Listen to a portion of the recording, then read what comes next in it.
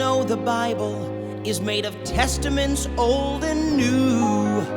You've been told it's just those two parts, or only one if you're a Jew.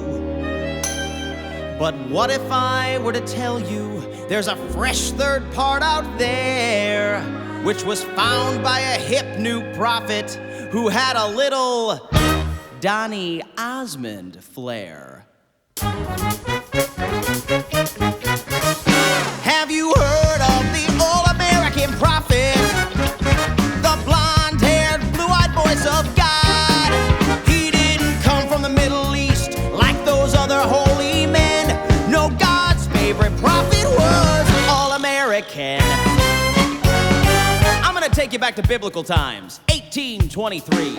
An American man named Joe living on a farm in the Holy Land of Rochester, New York. You mean the Mormon prophet Joseph Smith? That's right, that young man spoke to God. He spoke to God? And God said, Joe, people really need to know that the Bible isn't two parts. There's a part 3 to the Bible, Joe. And I, God, have anointed you to dig up this part 3 that is buried by a tree on the hill in your backyard. Wow, God says go to your backyard and start digging. That makes perfect sense. Joseph Smith went up on that hill and dug where he was told. And deep in the ground, Joseph found shining plates of gold. What are these golden plates? Who buried them here and why? Then appeared an angel. His name was Moroni. I am Moroni. The all-American angel. My people lived here long, long ago. This is the history of my race. Please read the words within. We were Jews who met with Christ, but we were all-American. But don't let anybody see these plates except for you. They're only for you to see. Even if people ask you to show the plates to them, don't. Just copy them onto normal paper. Even though this might make them question if the plates are real or not, this is sort of what God is going for. Joseph took the plates home and wrote down what he found inside. He turned those plates into a book, then he rushed into town and cried. Hey, God spoke to me and gave me this blessed ancient tome. He hath commanded me to publish it and stick it in every home. Wow, so the Bible is actually a trilogy, and the Book of Mormon is Return of the Jedi? I'm interested. Now, many people didn't believe the prophet Joseph Smith.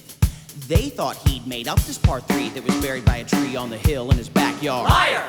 But Joe said, This is no lie. Speak to God all the time, and he told me to head west. So I'll take my part 3 from the hill with the tree. Feel free if you'd like to come along with me to the promised land. The promised land? Paradise on the west coast. Nothing but fruit and fields as far as the eye can see. Have you heard of the all-American prophet? He found a brand new book about Jesus Christ. We're following him to paradise. We call ourselves Mormon, and our new religion is all-American. Wow, how much does it cost? the Mormons kept on searching for that place to settle down. But every time they thought they'd found it, they got kicked out of town. And even though people wanted to see the golden plates, Joseph never showed up. I have maggots in my scrotum.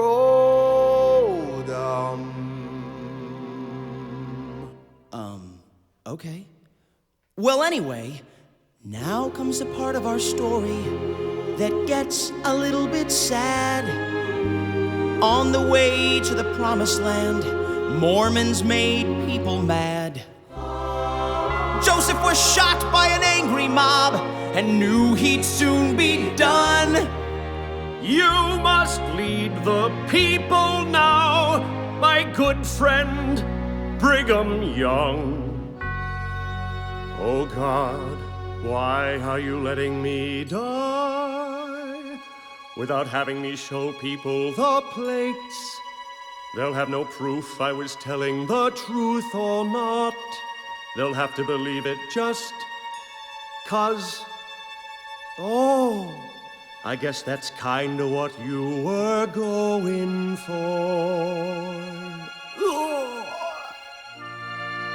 Prophet Joseph Smith died for what he believed in. But his followers, they kept heading west. And Brigham Young led them to paradise, a sparkling land in Utah they called Salt Lake City.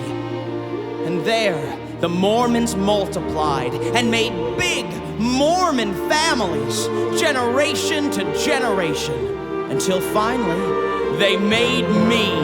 And now it's my job to lead you where those early settlers were led long